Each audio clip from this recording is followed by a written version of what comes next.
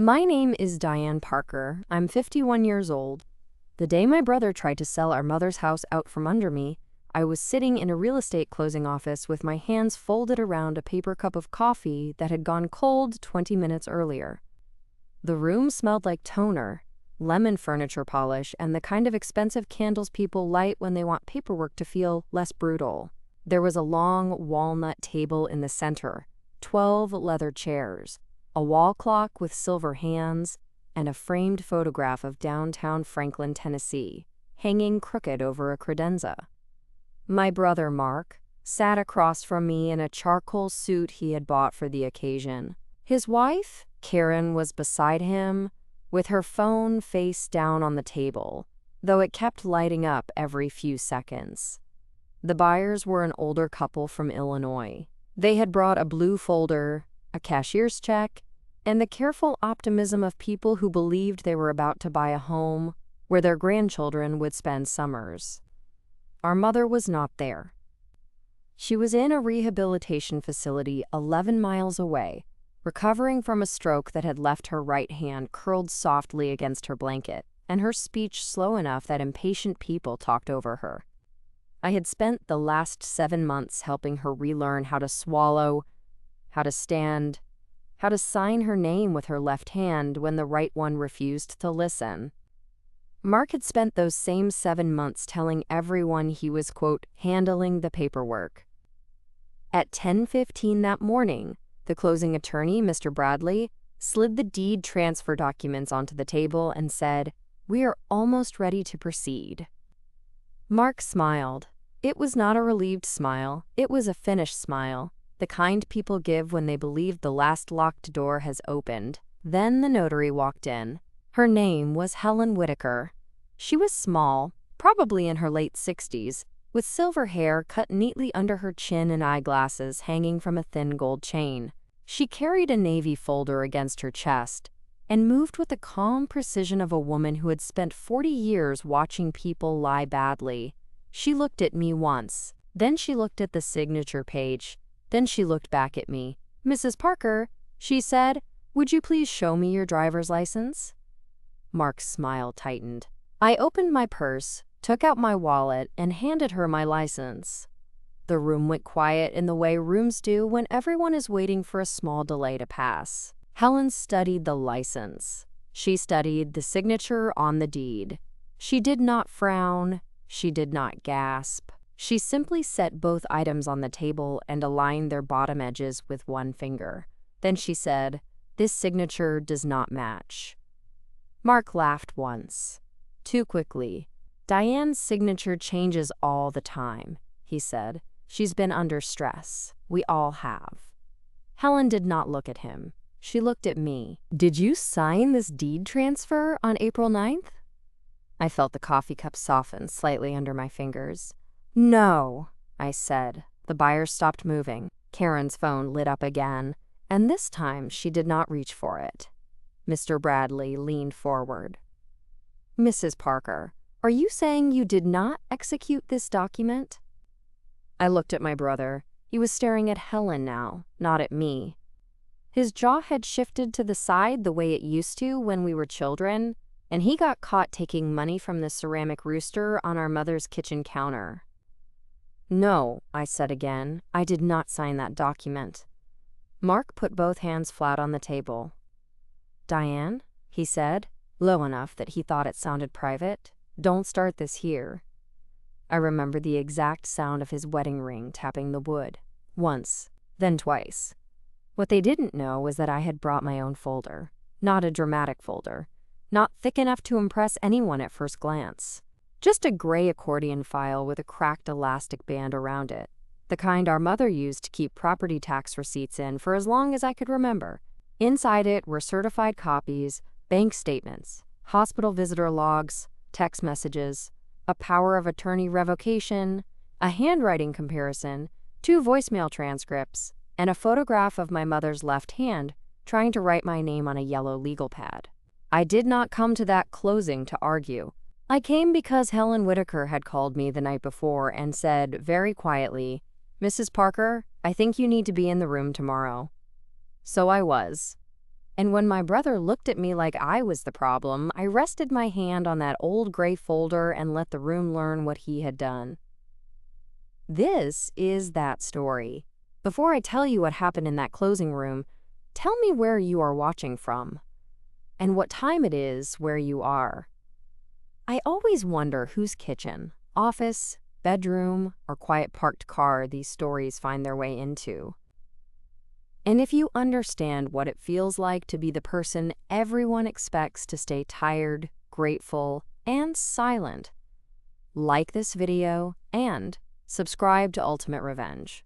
This channel is for women who were betrayed, underestimated, and then learned that the truth does not have to shout when it has proof. But before I tell you what happened in that room, I need to take you back to the beginning. My mother's house sat on Maple Hollow Road, 3 miles outside Franklin, with a white porch, green shutters, and a magnolia tree that dropped thick, waxy petals onto the front walk every June. It was not a mansion. People like Mark always called it the property, as if making it sound formal made it more valuable. To me, it was just the house where my mother kept extra batteries in the second drawer, where the kitchen sink whistled if you turned the hot water too far, where the hallway floorboard outside my old room dipped under your foot like it remembered you. My father bought that house in 1981, when I was 6 and Mark was 9. He worked for the county road department. My mother, Elaine Parker, taught 2nd grade at Cedar Ridge Elementary for 32 years. They paid the mortgage one careful check at a time. The house was not impressive from the road, but my mother made it feel like something people should be gentle with. She planted hydrangeas along the side yard. She painted the dining room pale yellow because she said food tasted better in warm rooms. She kept every birthday candle in a coffee tin above the stove, even the half-burned ones, because there's no reason to waste a wish. After my father died, the house became more than a house. It became my mother's proof that she had survived him. She never remarried. She never talked about selling. She kept his work boots by the garage door for 3 years before I finally asked if she wanted me to move them. "No," she said, wiping the counter, though it was already clean. "Not yet." So I didn't. That was the kind of relationship my mother and I had. Quiet, practical, not perfect, but steady. We did not call each other every day to say beautiful things. We called to ask if the storm had knocked out power, if the pharmacy had refilled her thyroid medication, if the tomatoes needed staking, if she wanted me to bring over chicken soup, or just crackers. Mark's relationship with her looked better from the outside. He called her Mama in public. He kissed her cheek in restaurants. He posted old photographs on Mother's Day with captions about sacrifice and family and roots. He mowed her lawn twice a month in the summer and told everyone about it as if he had rebuilt the house brick by brick. Mark was a local insurance agent. He had a polished office near the courthouse, Navy business cards, and that warm handshake men practice in mirrors without admitting it. He was good-looking in a way people trusted before they had reason not to. Tall, silver at the temples, always carrying a little leather notebook he almost never wrote in. He was the kind of man waitresses called sir without sarcasm. My sister-in-law, Karen, was a real estate staging consultant who wore white jeans year-round and referred to clutter as visual trauma. She had married Mark when I was 33, and from the beginning she treated our family history like an outdated room she had been hired to redesign. Your mother could get so much more value as she modernized, she told me once, standing in Mom's kitchen and looking at the oak cabinets my father had installed himself. "My mother likes her kitchen," I said. Karen smiled without looking at me. People always say that until they see what's possible. That was Karen's gift. She could insult you in the tone of someone offering a spa coupon. I was divorced, no children, and working as the office manager for a pediatric dental practice in Brentwood. I made a decent living, but not the kind that made people ask for advice at Thanksgiving. I lived in a small townhouse with a postage stamp patio and a neighbor whose beagle barked at every delivery truck. In our family, Mark was the accomplished one. I was the helpful one, That was the role I had been handed so long ago I could not remember the first time someone put it in my arms. If Mom needed a ride to the eye doctor, Diane could go. If Aunt Carol forgot her blood pressure medication on a trip, Diane could run it over. If the church needed someone to organize casseroles after a funeral, Diane would make the calls. If Mark forgot Mom's birthday until noon, Diane would remind him and pretend the flowers were from both of them. I was not praised for being reliable. I was used because I was reliable. There is a difference, but I did not know it then. Mark understood the family stage better than I did. He knew when to arrive. He knew what to say when people were watching. He brought expensive wine to Christmas and left before dishes were done. He paid for lunch on Mother's Day, then let me spend 2 hours helping Mom into clean sheets afterward, while he leaned in the doorway and said, "You're better at this stuff." This stuff. Appointments, medications, laundry, insurance forms, sitting quietly while our mother repeated the same story because she was lonely, changing light bulbs, reading mail, noticing when milk had gone sour, remembering that she hated the blue pills because they stuck to her tongue. Mark handled gestures. I handled life. For years, I told myself it balanced out. He had a demanding job. Karen had clients. I lived closer. I did not mind helping. And honestly, I wanted my mother to feel cared for. If that meant I was the one folding towels while Mark stood in the driveway, talking to neighbors about market values, I accepted it. But there were patterns I should have seen more clearly. The first one happened after my father's funeral. We were in the church fellowship hall, and my mother was sitting in a metal folding chair with a paper plate she had not touched. People kept coming up to her, taking her hands, telling her what a good man my father had been. I stood behind her chair with my palm resting lightly on her shoulder. Mark was across the room beside a table of ham biscuits, telling Pastor Jim about Dad's tools. "I'll probably keep most of them," he said. "Dad would want them used." My mother looked up. "Your father wanted Diane to have the small toolbox," she said. "The green one." Mark laughed as if she had told a joke. "What's Diane going to do with tools?" Several people smiled. Not cruelly, exactly. More like Mark had given them permission. My mother's hand tightened around her napkin. "I want Diane to have it," she said again. Mark shrugged. "Sure, Mama. Whatever you want." The toolbox disappeared 2 days later. When I asked him about it, he said, "I put everything in storage. Don't make this a thing." I did not make it a thing. That was my first mistake. The second pattern was money. Mark always knew just enough about Mom's finances to sound responsible and never enough to be accountable. He would say things like, "I'm watching her accounts," or "I told Mama she needs to be careful with expenses," but when bills went missing or insurance paperwork got confusing, he sent her to me. One February, Mom called me because her supplemental insurance had been canceled for non-payment. She was embarrassed, almost whispering. "I thought Mark said he mailed it," she said. "I drove over after work. Her kitchen smelled like burnt toast." The bill was under a stack of grocery circulars on the side table, still sealed. When I called Mark, he sighed. "Diane, I can't micromanage every piece of mail." "You told her you mailed it." "I told her I'd look at it." "She said you took it." She gets confused. At the time, my mother was 74 and sharper than either of us. She did crossword puzzles in pen, but Mark had discovered something useful.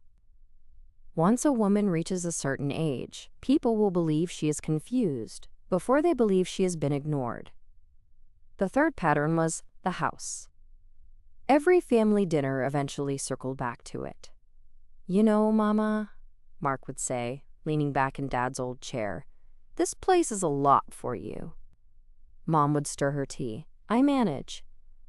For now, Karen would add. But stairs, maintenance, yard work, it's not realistic forever. My mother had a bedroom and bathroom on the first floor. Mark knew that. Karen knew that. Everyone knew that. I like my garden, Mom would say. Karen would smile. A garden can be recreated. My mother would look out the window toward the hydrangeas, and the conversation would drift away only because I moved it. How was church last Sunday? I would ask. Did Mrs. Ellis ever bring back your casserole dish? And Mom would answer, grateful for the rescue. The fourth pattern was my mother's signature. This is the one I hate admitting I noticed too late. Mark started bringing documents to Sunday dinners. Insurance policy updates, tax forms, Medicare authorization forms, repairs for the roof, a contractor estimate, a bank form he said was needed to, quote, simplify things. He would place them beside Mom's plate after dessert. Just sign there, Mama. She would put on her reading glasses. What is it? I explained it earlier. You did? Yes, Mama. It's just housekeeping. That word again. Just housekeeping. One Sunday, I reached for a page. I can read it for her. Mark put his hand on it first. It's fine, Diane. My mother looked between us. I should have pushed harder. Instead, I watched her sign, slowly, carefully. Her name, still neat then. Elaine Ruth Parker, the E looped tall. The P in Parker strong and open. My mother's signature had always looked like she was introducing herself to the page. The last pattern was how Mark treated my care as interference. When Mom's arthritis worsened, I installed grab bars in her bathroom. Mark told her they made the house look clinical. When I set up a pill organizer, he said, she doesn't need to feel like an invalid. When I arranged for a home health evaluation, Karen said, some people create dependency because they need to feel needed. She said it while arranging tulips in a vase she had brought herself because Mom's grocery store carnations were apparently too depressing. My mother heard her. She looked down at her hands. I said, Karen, that's enough. Karen blinked slowly. I'm just concerned. Mark stood behind her and folded his arms. Diane, don't be sensitive. I kept mistaking being included for being valued. I kept mistaking being useful for being loved. And I kept thinking that if the emergency ever became serious enough, Mark would stop performing and become a brother. Then Mom had the stroke. It was a Tuesday in late September, just after 7 in the morning. I know because I had just poured coffee into my travel mug when my phone rang. Mom's neighbor, Mrs. Alvarez, was on the other end, breathing hard. Diane, honey, your mother's on the kitchen floor. The mug slipped from my hand and cracked against the tile. Coffee spread under the refrigerator in a dark fan. I drove to Maple Hollow Road with my hair still wet, one shoe untied, and my blouse buttoned wrong. The ambulance was already there. The front door was open. Mrs. Alvarez stood on the porch in a pink bathrobe, holding Mom's house key in both hands. Inside, the kitchen chair was tipped over. A dish towel lay under the table. Mom was on a stretcher, her face gray, her eyes frightened and furious because her mouth would not form the words she wanted. I rode with her to the hospital. Mark arrived 2 hours later. He came into the emergency room wearing a blue blazer and carrying coffee. What happened? He asked. I had already answered that question for the paramedics, the nurse, the emergency physician, and the neurologist. I answered again. Stroke. Left side of the brain. They gave her medication. We're waiting to see how she responds. He looked at Mom through the glass. She looks terrible. I remember turning my head slowly. She can hear you, I said. He lowered his voice. Don't snap at me.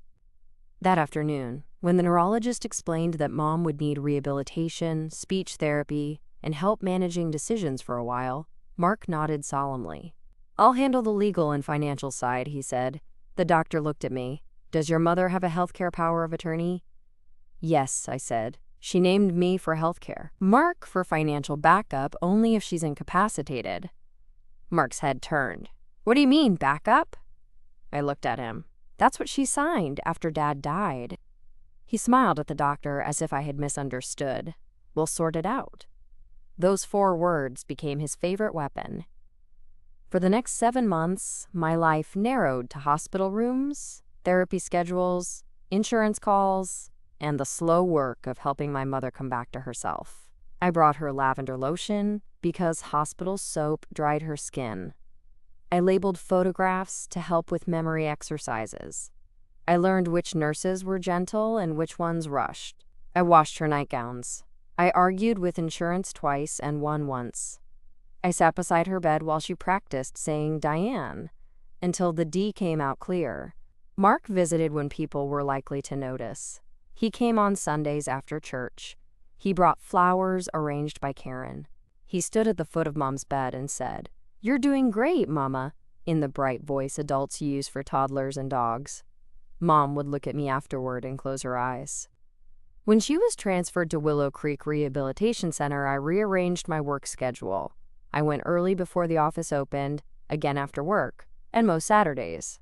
I kept a notebook in my purse with medication changes, therapy notes, questions for the doctor, and small things Mom said. The notebook had a blue cover with a silver elastic band. Mom had given it to me years earlier. "You always keep track," she'd said. At the time, I thought she meant appointments. I did not know the notebook would become part of how I saved her house. Mark visited the rehab center 9 times in 7 months. I know because the facility logged every visitor. He told relatives he was there constantly.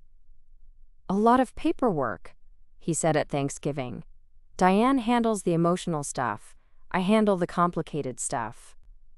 I was in Mom's laundry room when Aunt Carol repeated it to me. "The complicated stuff?" I asked. She folded one of Mom's cardigans and shrugged. "You know Mark." I did know Mark, but I was beginning to understand that knowing someone does not protect you if you refuse to name what they are doing. The first sign that something was wrong came in January. Mom was still recovering, but her mind was clear. Her speech was slow, not confused. She struggled with fatigue, but when she wanted something, she made it known. One evening, I found her staring at the ceiling with tears sliding into her hairline. "Mom?" I asked. She moved her left hand toward the bedside table. I handed her the communication board the speech therapist had made. She tapped letters one at a time. House. "Your house?" She nodded. "What about it?" She closed her eyes, frustrated. Then she whispered, "Mark." I pulled my chair closer. "What did Mark say?" Her mouth twisted as she worked for the words. "Sell!" The room felt suddenly smaller. "He talked about selling the house?" She nodded once. "When?" She lifted her left hand and showed 3 fingers. 3 days ago? Nod. "What exactly did he say?" Her face tightened. She tapped the board again. Nochoice. No choice. I sat very still. "Mom, you do have a choice." She looked at me with such relief that I had to turn my face toward the window for a second. The next day, I called Mark. He answered from his car. I could hear turn signal clicking. "Did you talk to Mom about selling the house?" He sighed. "Good morning to you, too." "Did you?" "We discussed options." "She said you told her she had no choice." "She misunderstood." "She understood enough to spell it." He was quiet for one beat. "Diane, you're making this emotional. The house is sitting there empty, repairs are piling up, property taxes are coming. Mama may need long-term care. Somebody has to be realistic. Mom wants to go home. Mama can't live alone. Then we talk about help. We don't sell her house behind her back." He laughed softly. "Behind her back? I'm the one keeping things afloat while you play nurse." I looked at the microwave clock in my townhouse kitchen. It was blinking because the power had flickered the night before. I remember the wrong time on it, 12:08, even though it was barely after 6. Do not call caring for our mother playing nurse. Don't start with the martyr routine. There it was, the word he kept polished for me, martyr. I said, send me whatever paperwork you're reviewing. I don't need your permission. You need Mom's. She gave it. When? Diane, I'm not doing this. He hung up. That was the first time I wrote the exact date in the blue notebook for something other than medical care. On January 17th, Mark said, Mom gave permission to sell house. Mom says he told her she had no choice. I underlined no choice twice. After that, small things started shifting. Mail stopped coming to Mom's house. I had been picking it up twice a week, sorting bills from catalogs, bringing important items to her room. Then, one Tuesday, the mailbox was empty. It was empty again Friday, empty the following Monday. At the post office, a clerk named Denise pulled up the forwarding record. Looks like mail is being forwarded, she said. To where? She hesitated. I can't release the forwarding address unless you're authorized. I'm her healthcare agent. This is mail. I drove to Willow Creek and asked Mom if she had changed her mailing address. She shook her head. Mark? She closed her eyes. I called him from the parking lot. Did you forward Mom's mail? For convenience. Whose convenience? Mine, since I'm handling bills. You didn't tell me. I didn't realize I needed to report to you.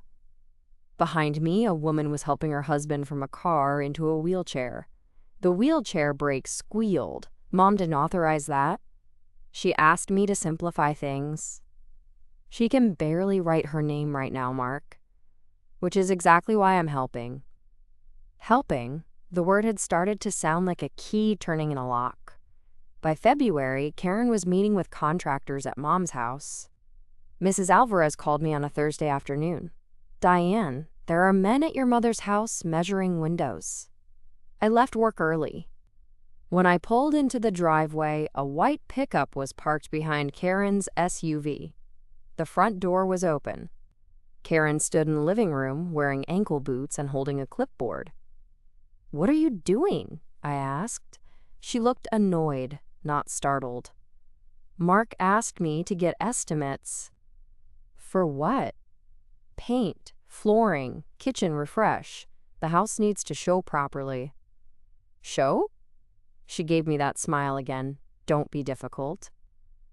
The contractor, a young man with a tape measure clipped to his belt, looked down at his shoes. My mother has not agreed to sell this house. Karen sighed. Diane, your mother is in a facility. She is in rehab.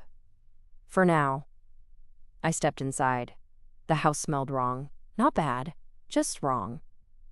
Like strangers, cologne and sawdust, where there should have been lemon dish soap and Mom's cinnamon tea. On the mantel, my parents' wedding photograph had been turned face down. I picked it up and set it upright. Karen watched me. You know, she said, sentimentality is not a care plan. I looked at her clipboard. Leave. Her eyebrows rose. Excuse me? Leave my mother's house. She laughed once. Mark has authority. Then Mark can come here and show it to me. She closed the clipboard. You are going to make this harder than it has to be. No, I said. I am going to make it accurate. That night, Mark sent me a text. Stop interfering. You're confusing Mama and delaying necessary decisions. I stared at the screen for a long time. Then I took a screenshot. The next message came 30 seconds later. You always need to be the hero. It's exhausting. Screenshot. Then, Karen says the house is deteriorating because you're emotionally attached and not thinking clearly. Screenshot. I did not answer. The breaking point came on the first Sunday in March. Mom had been improving. Slowly, but truly. She could stand with help. She could say short sentences. She knew what day it was. She knew who was president. She knew the name of every nurse who had been kind to her, and the one who put ice in her water, even though she hated it. That Sunday, I wheeled her into the small family lounge at Willow Creek. It had a faded floral sofa, a puzzle table, vending machines, and a television mounted too high on the wall. Rain tapped against the windows. Someone down the hall was watching a game show. Mark arrived with Karen and a man I did not recognize. The man wore a brown sport coat and carried a leather portfolio. Mom's left hand tightened around the arm of her wheelchair. "Who is he?" I asked. Mark took off his coat. "This is Mr. Ralston. He's helping with estate planning." I stood behind Mom's chair. Mom already has estate documents. "They're outdated." Mom looked up at me. "No," she said. "It came out soft but clear." Mark leaned down toward her. "Mama, we talked about this." "No." Karen placed a hand on Mark's arm, performing patience for the room. "Elaine, sweetheart, this is just to protect you."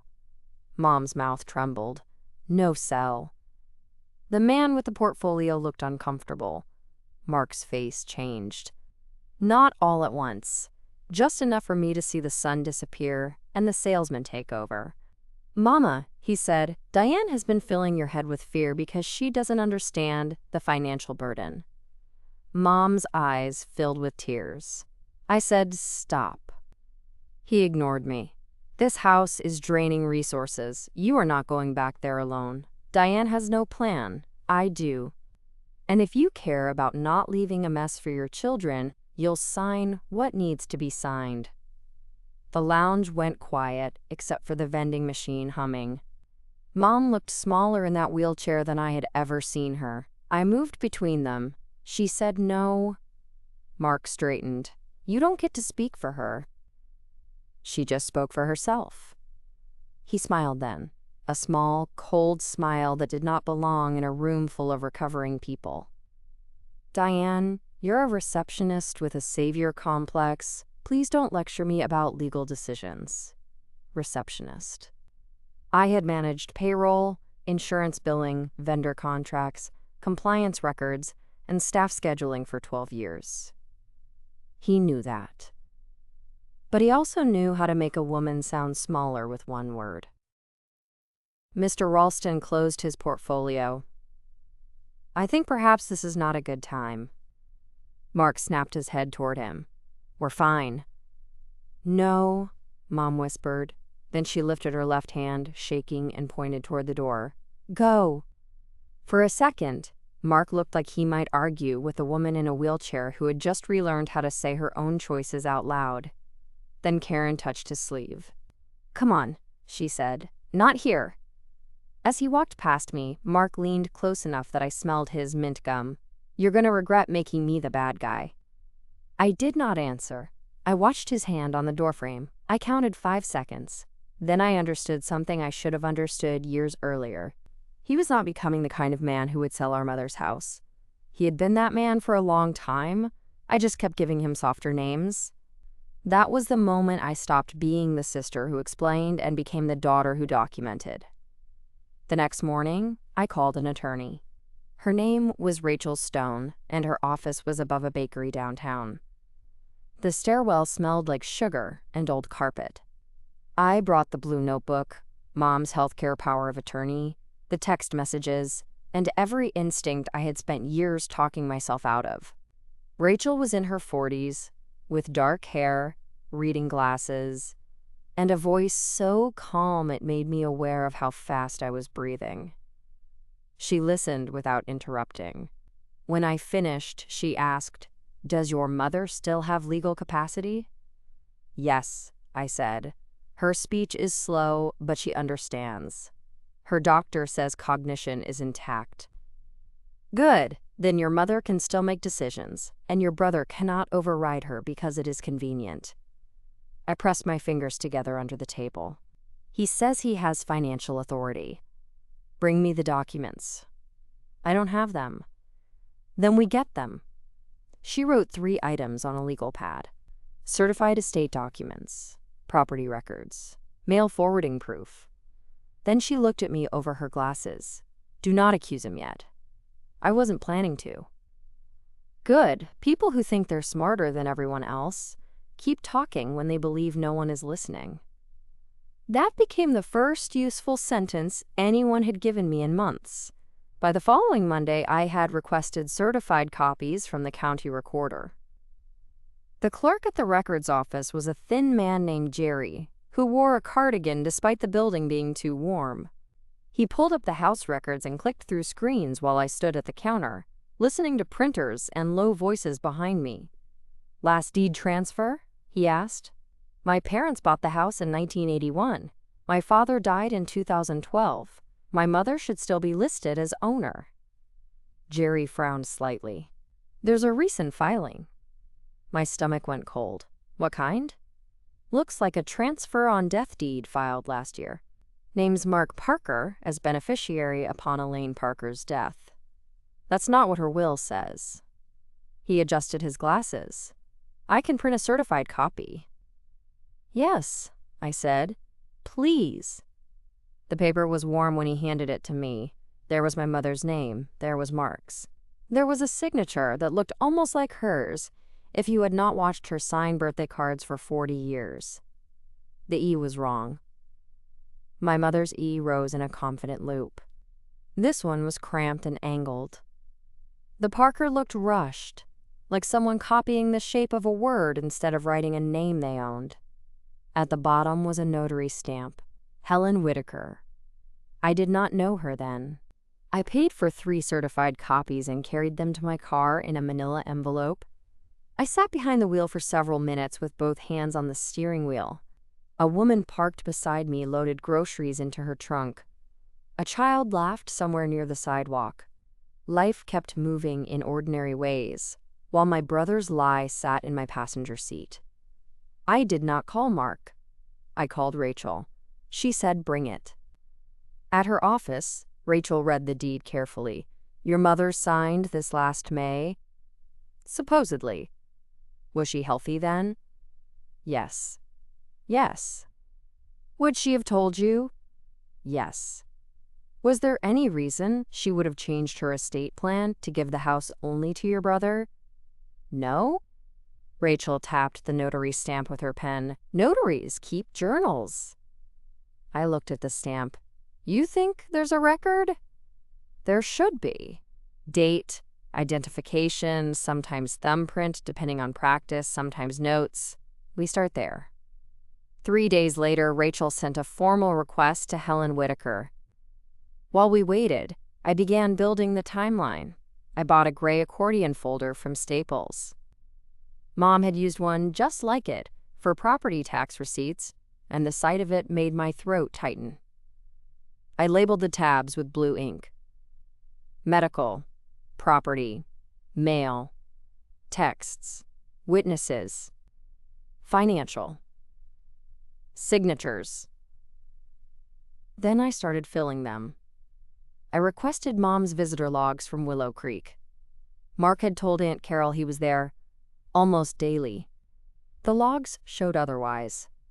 9 visits, 3 under 15 minutes. I requested copies of all discharge planning notes. There were no notes recommending immediate sale of the home. There were recommendations for home modifications, part-time care, and continued therapy. I asked Mom's neurologist for a capacity letter. He wrote, carefully and professionally, that although Elaine Parker had expressive language deficits following a stroke, she remained capable of understanding her assets, her living preferences, and the consequences of major financial decisions when given adequate time and communication support. I made 3 copies. I went to the post office again, this time with Rachel's letter and Mom's written authorization, signed slowly in her left hand with a nurse witnessing. The clerk printed the forwarding record. Mark had redirected Mom's mail to a private mailbox at a shipping store in Franklin 2 weeks after her stroke. Not his home. Not his office. A private mailbox. I drove there the next morning. The young man behind the counter had a nose ring and kind eyes. I asked whether a box had been opened for Elaine Parker. "I can't disclose customer information," he said. I showed him Mom's authorization. He read it twice. "Box 216, he said finally, "opened by Mark Parker." "What identification did he use?" "His own." "Was my mother present?" He looked at the screen. "No." "Did he submit authorization from her?" He hesitated. "There's a form." "Can I get a copy?" "Only with legal request." Rachel sent one that afternoon. By the first Thursday in April, we had it. The mail authorization form had Mom's signature on it, another wrong E, another cramped Parker, another document she had never seen.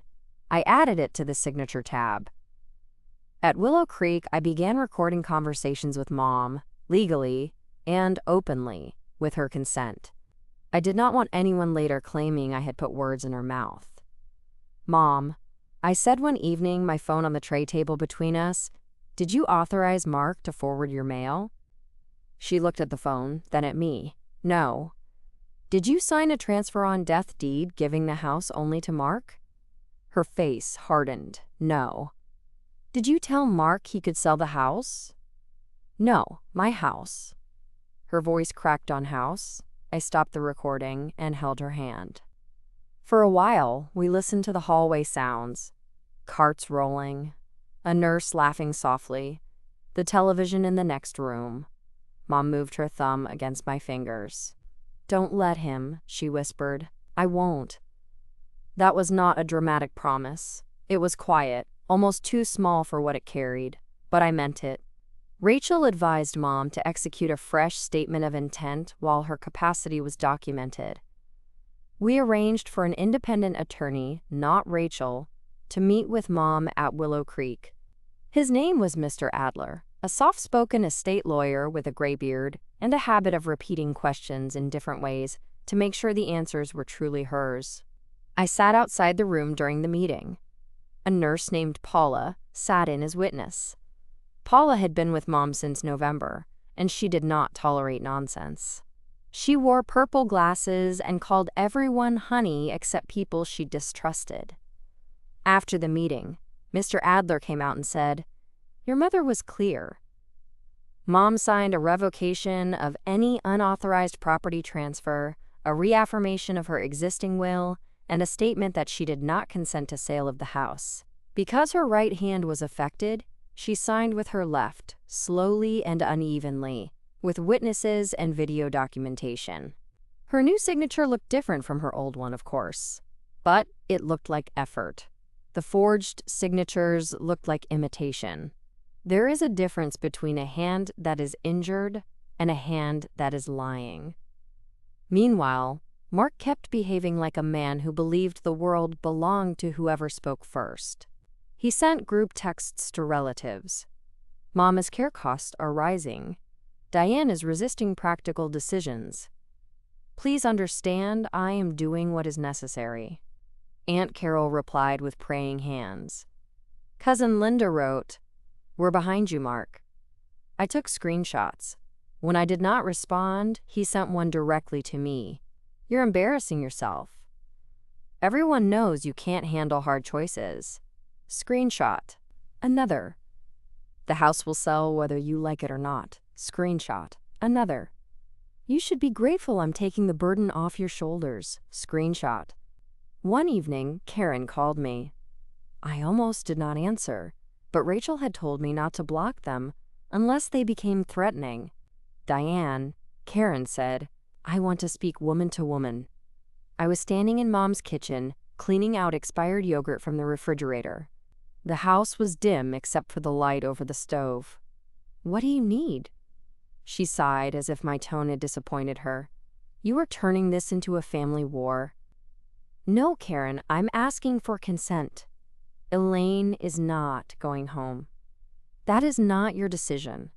Reality is not cruelty." I threw the yogurt container into the trash. Neither is waiting until she can fully participate. Karen's voice sharpened.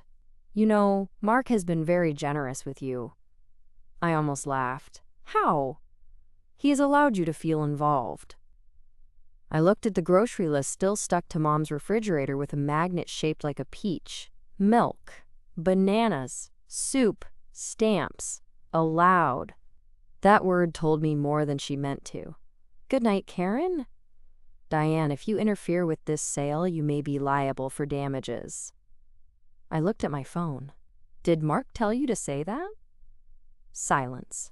Then she said, you're going to end up alone in that ugly little house with your mother's dust.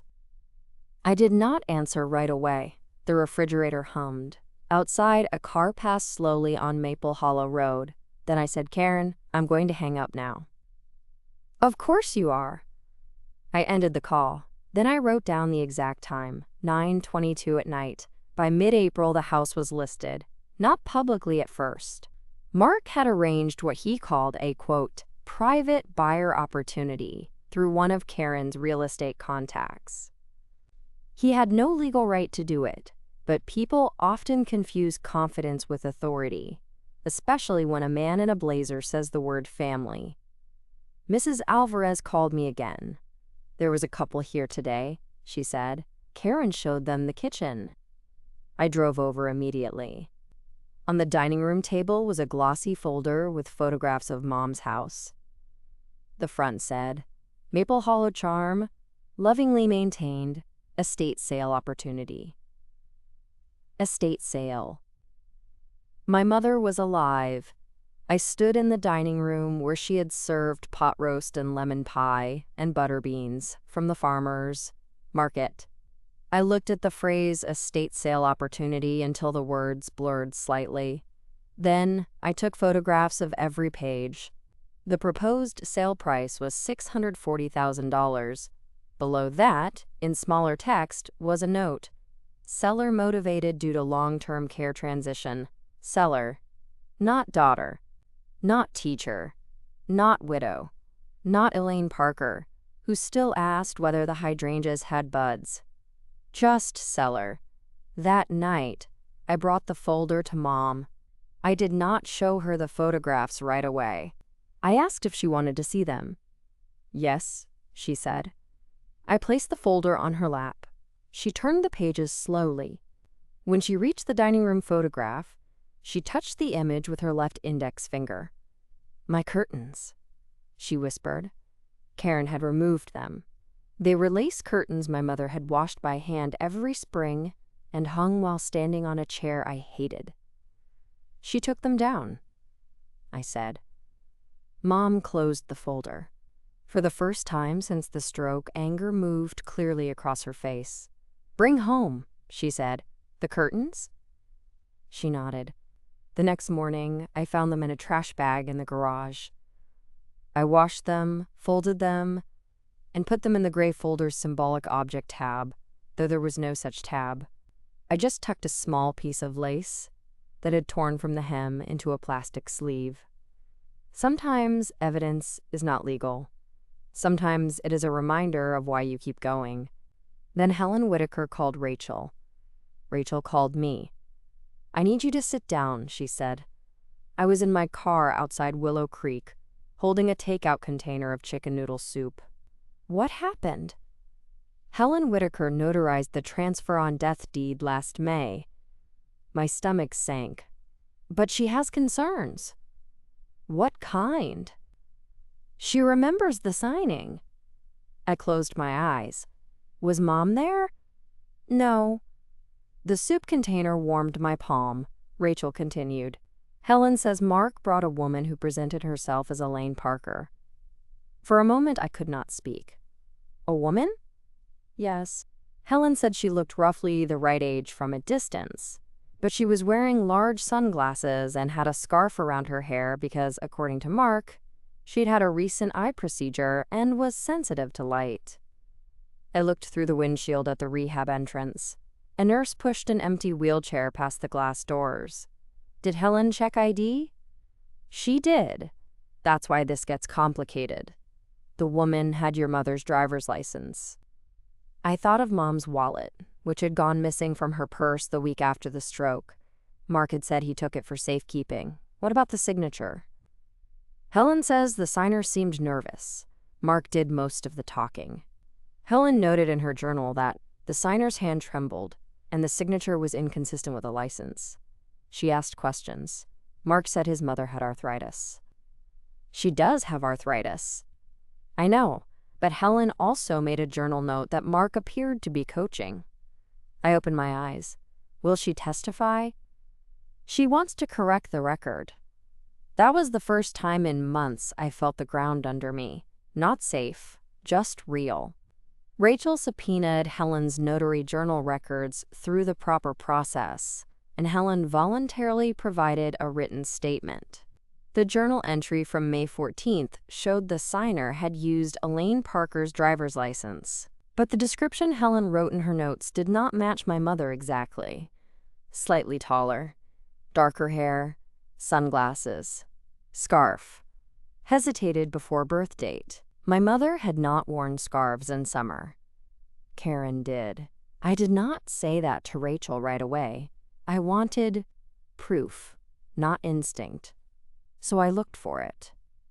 I went through photographs Karen had posted online around May 14th.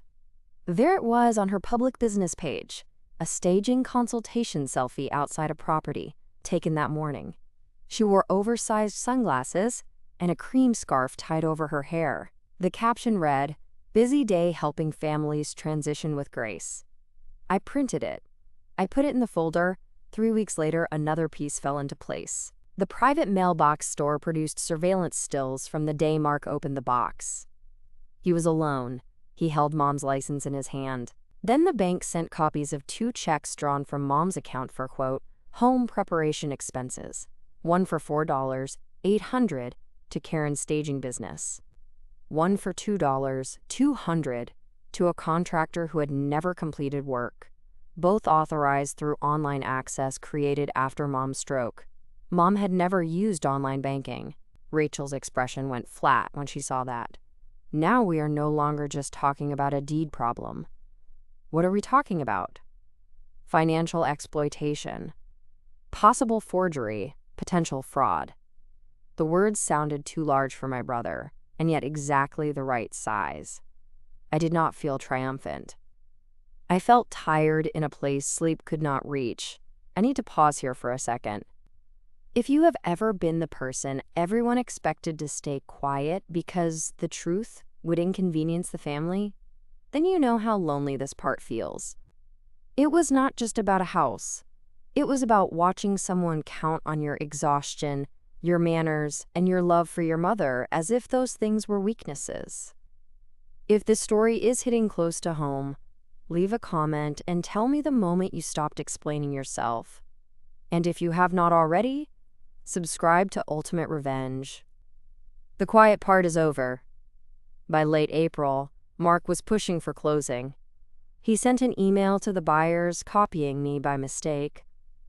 Diane may attempt emotional interference. She has no legal authority over the sale. Please disregard any communication from her. The buyer, Mrs. Langford, replied only to him. We are uncomfortable with family conflict. Please confirm clear title before closing. Mark forwarded the email to me with one sentence. Happy now? I printed it. Rachel filed a notice of dispute regarding the property and sent letters to the closing attorney, the title company, the buyer's agent, and Mark. She included Mom's capacity letter and statement of non-consent, but she did not include everything. Why not show all of it now? I asked. Because if they proceed anyway, the room matters, she said. And because your brother has had months to tell his version, let him tell it where professionals are obligated to respond. A week later, Mark called me from a number I did not recognize. I answered because I was sitting beside Mom while she slept, and my guard was down.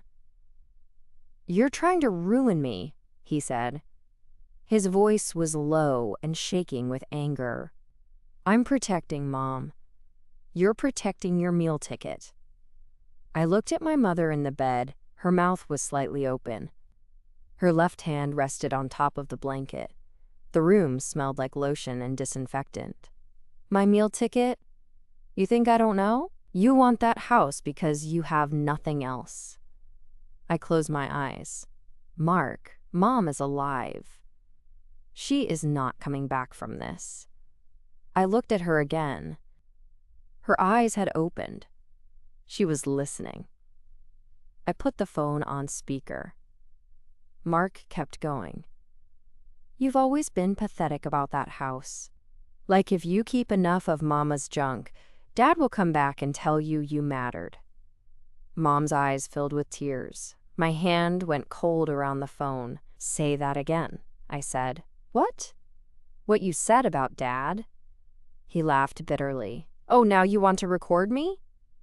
I did not answer. He hung up. Mom stared at the ceiling. I'm sorry, I whispered. She turned her face toward me. No, she said. Good. Good? Now no. I understood. Sometimes the worst thing someone says becomes a gift, because it removes the last soft excuse you were making for them. On the morning of the scheduled closing, I woke before my alarm. The sky was still dark. My townhouse was quiet, except for the refrigerator and the faint ticking of the kitchen clock. I made coffee and burned the first piece of toast. I stood barefoot on the tile, looking at the gray folder on the table. I had dressed carefully. Navy slacks, cream blouse, my mother's small silver bracelet on my wrist. She had worn it every Christmas Eve when I was a child, the one with the tiny clasp shaped like a leaf. The bracelet was my symbolic object that day, though I did not think of it that way then. I just wanted something of hers with me that Mark had not touched. At 8:30, I went to Willow Creek. Mom was sitting up, hair brushed, lavender cardigan buttoned wrong by one button. I fixed it. Today, she said. Yes. She looked at the folder. Scared? I considered lying. Yes. She lifted her left hand. I took it. Don't shake, she whispered. I smiled a little. I'll try. No, she said firmer. Don't shake. So I didn't. Rachel met me in the parking lot outside the closing office at 9:45. Helen Whitaker was already there, sitting in a silver sedan, hands on the steering wheel, staring straight ahead. Rachel turned to me. You do not need to perform in there. Let the documents work. I know. If Mark provokes you, pause. I will. If anyone asks whether you are accusing him of a crime, say your attorney will address the documents. I nodded. Helen got out of her car. She wore a navy dress and carried the notary journal in a zippered case. She approached me slowly. Mrs. Parker, she said, I owe your mother an apology. I did not expect that. You didn't know. I knew enough to feel uneasy, she said. I should have stopped it then. There was no self-pity in her voice, just responsibility. I said, You're stopping it now. She nodded once. Inside, the receptionist offered coffee. I took some because I needed something to hold. Mark and Karen arrived at 10:03. Karen wore a cream blazer. She had no scarf. Her hair was smooth and tucked behind one ear. She looked at Helen, then away too quickly. Mark saw Rachel beside me and smiled. Of course, he said. You brought a lawyer. Rachel said, Good morning, Mr. Parker. He ignored her. Diane, this is unnecessary. I did not answer. We walked into the conference room. The buyers sat together on one side. Mr. Langford held his wife's hand under the table. Their agent sat beside them with a pen and a worried expression. Mr. Bradley, the closing attorney, arranged the documents in front of him. I understand there has been a late dispute, he said. Mark leaned back. My sister is emotional. Our mother is in long-term care. Diane has been resisting every practical step. Rachel placed her folder on the table but did not open it. Mr. Bradley looked at me. Mrs. Parker? My mother does not consent to this sale, I said. Mark exhaled loudly. She is not competent to make that decision. Rachel opened her folder then. Dr. Michael Harris disagrees. She slid the capacity letter across the table. Mr. Bradley read it. His expression changed slightly. Mark said, "That doctor sees her for 10 minutes at a time." Rachel placed the visitor logs beside the letter.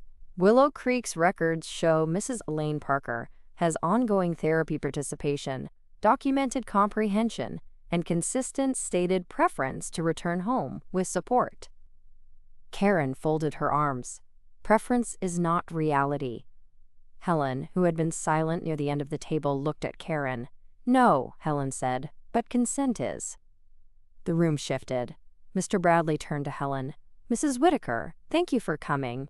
I understand you notarized the transfer on death deed and the deed documents in question?" Helen opened her journal case. "I notarized one document last May that I now believe was executed under false pretenses. I refused to notarize the current sale documents yesterday when the signature provided for Diane Parker did not match identity records."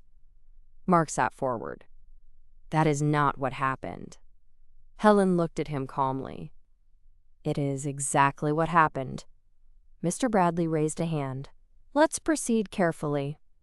The first reveal came quietly. Rachel placed the transfer on death deed on the table. This document purports to give Mark Parker sole beneficiary interest in Elaine Parker's house upon her death. Elaine Parker denies signing it. The notary's own journal notes concerns with the signer's identity. Mark's face flushed. "Mama signed that. She wanted me to handle things." Rachel turned a page. Helen Whitaker's journal states that the signer wore sunglasses indoors, had a scarf covering her hair, hesitated before providing her birth date, and relied on you to answer questions. Karen's hand moved toward her throat, then stopped. Mark said, "My mother had an eye procedure." Rachel looked at me. I opened the gray folder and removed Mom's medical appointment calendar. Rachel slid it forward. There was no eye procedure. The room went silent for 7 seconds. Mr. Bradley looked at Mark. "Can you explain that?" Mark laughed, but there was no humor left in it. "This is ridiculous. She had migraines, light sensitivity. Whatever. Helen is old. Maybe she remembers wrong." Helen's eyes did not move. "I remember being uneasy because your mother did not speak for herself," she said. "I remember you saying, 'Mama gets nervous with legal things.' I remember asking her to remove the sunglasses, and you said the light hurt her eyes." Mark's smile disappeared. The second reveal came from the photograph. Rachel placed Karen's printed social media post on the table. The cream scarf. The oversized sunglasses. The caption about helping families transition with grace. Karen stared at it. "That proves nothing." "No," Rachel said. "Alone, it does not." Then she placed the notary journal beside it. Same date. Then the visitor log from Willow Creek. Same date, showing that I had taken Mom to a neurology follow-up that morning from 9:10 until 11:45. Then the clinic record. Same date, same time. My mother could not have been in Helen Whitaker's office signing a deed because she was across town with me, sitting under fluorescent lights, while a neurologist tested her grip strength. Mark looked at the records. Karen whispered, "Mark." He snapped, "Don't." That one word did more damage than any confession would have. The buyer's agent slowly set her pen down. Mr. Langford said, "Are we buying a house involved in fraud?" Mr. Bradley did not answer immediately. Rachel said, "You are not buying this house today." Mark pushed his chair back. "You don't have authority to stop this closing." Mr. Bradley's voice cooled. "I do. Clear title has not been established." The third reveal was mine. I took the mail forwarding authorization from the gray folder and placed it in front of Mark. "Did Mom sign this?" He glanced at it. "Yes." "Would you like to look again?" He leaned closer, irritated. Karen was staring at the signature. Rachel said, "Elaine Parker denies signing that form." The postal forwarding redirected all mail to a private mailbox opened by Mark Parker using Elaine Parker's identification after her stroke. Mr. Bradley looked sharply at Mark. Mark said, "For bills." Rachel placed the bank records down. 2 checks were then issued from Elaine Parker's account for home preparation expenses, including $4,800 to Karen Parker's staging business. Karen's face went pale. "That was reimbursement," she said. "For what work?" Rachel asked. Karen blinked. "For consultation." "Authorized by whom?" "Mark." Rachel did not raise her voice. "Mark does not own the house." No one spoke. The air conditioner kicked on with a low hum. The fourth reveal was the forged signature on my supposed consent. Mr. Bradley pulled the sale documents toward him. "Mrs. Parker, he said to me you were listed as consenting family representative on the preliminary transfer acknowledgement. I never saw that before yesterday." Helen placed my driver's license copy, the preliminary acknowledgement signature, and a prior notarized document from my divorce file on the table. She aligned them carefully. "The D is wrong," she said. "Mrs. Parker's signature begins with a sharp upward stroke. This one begins low. The P in Parker is closed. Hers is open. The rhythm is not the same." Mark said, "This is amateur handwriting nonsense." Helen looked at him for the first time with something almost like pity. "Mr. Parker, I have notarized more than 11,000 signatures." He opened his mouth. Nothing came out. Then Mr. Bradley asked the question that emptied the room of excuses.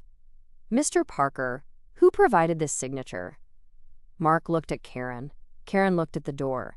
My brother, who had spent his whole life knowing exactly what to say when people watched him, sat in a room full of witnesses and discovered silence could happen to him too. His mouth opened, then closed. Mr. Bradley closed the file. "This closing is terminated pending investigation." The buyers stood immediately. Mrs. Langford looked at me with tears in her eyes. "I'm so sorry," she said. "We didn't know." "I know," I said. And I did. They had wanted a house, not a crime scene. Mark stood so fast, his chair hit the wall. "This family will settle this privately." Rachel gathered her documents. "No," she said. "It has already been private long enough." Karen whispered, "Mark, we should go." He turned on me then. His face was red, his eyes bright. "You think you won?"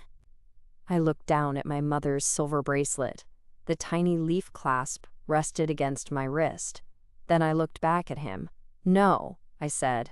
"I think Mom gets to decide what happens to her own house." That was my only speech. It was enough. The aftermath did not arrive all at once. People imagine exposure as a single lightning strike. In real life, it is more like water damage. The stain spreads slowly. Rooms you thought were untouched start showing the truth.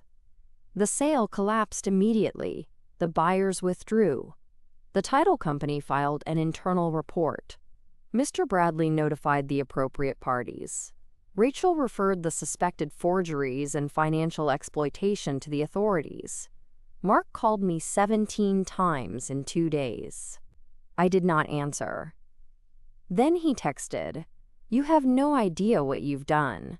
Screenshot. "You destroyed this family." Screenshot. "Mama will suffer because of you." Screenshot. Karen texted once, "Please do not make this public. There has been a misunderstanding." I looked at the word misunderstanding for a long time. A misunderstanding is when someone brings whole milk instead of 2%. This was not that. A week later, Aunt Carol called. Her voice sounded smaller than usual. "Diane, Mark says you ambushed him." I brought documents to a closing he arranged without Mom's consent. He said Karen was just trying to help. Karen accepted money from Mom's account for staging a house Mom did not agree to sell. Aunt Carol was quiet. Then she said I didn't know. "I know. I should have called you." "Yes," I said gently. "You should have."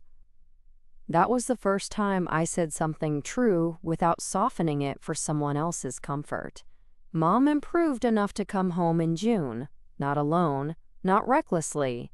We arranged part-time care, physical therapy, a medical alert system, a ramp, bathroom modifications, and a neighbor check-in schedule. I stayed with her the first 2 weeks and then 3 nights a week after that. The house changed, but it remained hers. The lace curtains went back up in the dining room. The hydrangeas bloomed late but stubborn. On her first evening home, Mom sat in Dad's old chair by the front window. The sun was lowering behind the magnolia tree. Her silver bracelet was back on her wrist because I had returned it to her that morning. She touched it once. "Safe," she said. "The bracelet?" She shook her head. "House." I sat across from her with tea. Neither of us drank. "Yes," I said. "The house is safe." Mark did not visit. At first, he claimed he was giving Mom space. Then he claimed Rachel had poisoned us against him. Then he claimed Karen had misunderstood his instructions. Then, when the investigation became more serious, he stopped posting about family altogether. His insurance agency removed his photograph from their website for a while. Karen's staging business page disappeared. I did not ask for details I did not need. Rachel kept me informed about the legal process, but I did not feed on it. That surprised some people, Cousin Linda asked. "Don't you want him punished?" I was in Mom's garden, tying tomato plants to stakes with strips of old sheet. "I want the truth recorded," I said. "That's not the same thing." "No," I said, "it's better. Because punishment can be argued with. Truth, once documented properly, becomes much harder to decorate." Mom revised her estate plan again after coming home. Not because I asked her to, because she wanted to. This time, the signing happened at her kitchen table with Rachel, an independent notary, 2 witnesses from church, and Paula from Willow Creek, who came on her day off wearing purple glasses and carrying lemon muffins. Mom signed slowly with her left hand. Elaine Ruth Parker. Uneven, yes, but hers. In the new documents, she placed the house into a trust for her care during her lifetime. After her death, it would be sold only if necessary, and proceeds would be divided according to her stated wishes, with a portion set aside for a scholarship at Cedar Ridge Elementary for children who needed reading support. Mark was removed as financial backup. I was not made sole owner. That mattered to me. This was not about taking what he tried to take. It was about returning the decision to the woman it belonged to. One afternoon in August, Mark came to the house. I was on the porch, sorting Mom's medication delivery from the mail. The magnolia leaves were glossy from rain. A cicada buzzed somewhere in the tree. He pulled into the driveway in his black SUV and sat there for nearly a minute before getting out. He looked thinner, less polished. His shirt was wrinkled at the collar. "Is Mama here?" he asked. "She's resting. I want to talk to her." "She does not want visitors today." His mouth tightened. "So now you control access." "No, she does." He looked toward the house. "I made mistakes." I did not answer. He stepped closer. "Diane, I was under pressure. The costs, the decisions, Karen pushing, you questioning everything. I thought I was doing what needed to be done." I looked at him then. "You brought another woman to a notary with Mom's license." His eyes flicked away. "You don't understand the whole situation." "I understand that sentence." He rubbed his face. "Can you please not testify if this goes further?" The porch went very still. Inside the house, the grandfather clock chimed once, though it was not the hour. It had done that since we were children. My father always said even the clock had opinions. I folded the pharmacy receipt twice. "No." He looked at me. "Diane." "No," I repeated. His face changed again, but this time it was not anger, it was fear. "You'd do that to your own brother?" I stood with the mail in my hand. "Mark, you did it to our mother." He stared at me for a long moment.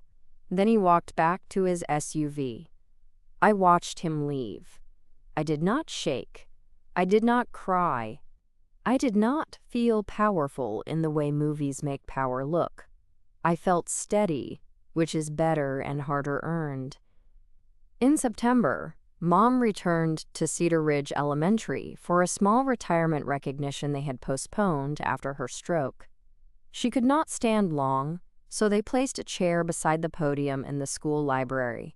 Children's drawings covered the walls. The room smelled like crayons, dust, and coffee from a metal urn near the door. The principal thanked her for 32 years of teaching.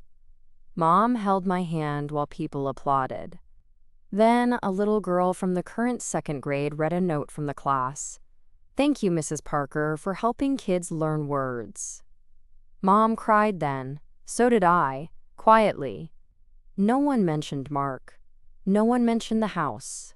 No one mentioned forged signatures or private mailboxes or closing rooms. And that was right. Not every ending has to display the wound. Sometimes healing is sitting in a school library while someone remembers you for what you gave, not what someone tried to steal. The house on Maple Hollow Road is still my mother's. The lace curtains are still in the dining room. The kitchen cabinets are still oak. The loose floorboard outside my old room still dips under my foot when I walk down the hall at night to check on her. The gray accordion folder is in a locked file cabinet now. Rachel has copies. The authorities have what they need. Helen Whitaker still sends Mom a Christmas card. Paula still stops by sometimes with muffins and gossip from Willow Creek. As for Mark, I do not know what story he tells people.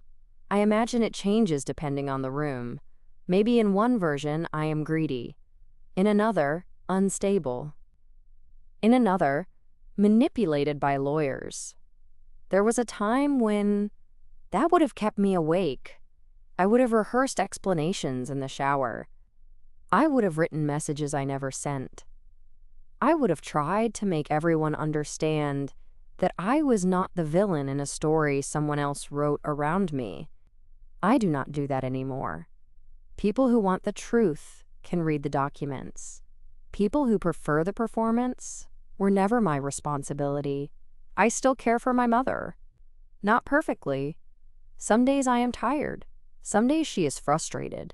Some days we argue because she wants to water the hydrangeas herself, and I tell her the ground is too uneven. Some days she looks at the stairs, and I know she is remembering the woman who used to carry laundry baskets without thinking. But she is home, and when the evening light comes through the lace curtains, she sometimes touches the silver bracelet on her wrist and says, "Still here." That is enough. People think revenge is loud. It is not. Sometimes revenge is a notary who looks twice. Sometimes it is a signature that refuses to match. Sometimes it is a daughter sitting quietly in a closing office with cold coffee in her hands, while a folder does what anger never could. Sometimes the most powerful sentence is not a threat. It is, "No, I did not sign that." And sometimes that sentence gives a woman back her house, her name, her choice, and the right to sit by her own window until she decides she is ready to leave. So tell me, if someone in your family counted on your exhaustion to hide what they were doing, would you keep explaining yourself to people who already chose sides, or would you let the proof speak in the room where it mattered? Thank you for staying with me through this one. Stories like this are not really about houses, signatures, or closing tables. They are about the moment a woman finally trusts the small, uneasy feeling she kept pushing away because the truth was too painful to name. If that means something to you, subscribe to Ultimate Revenge. There are more quiet women, more locked folders, and more truths waiting for the right room.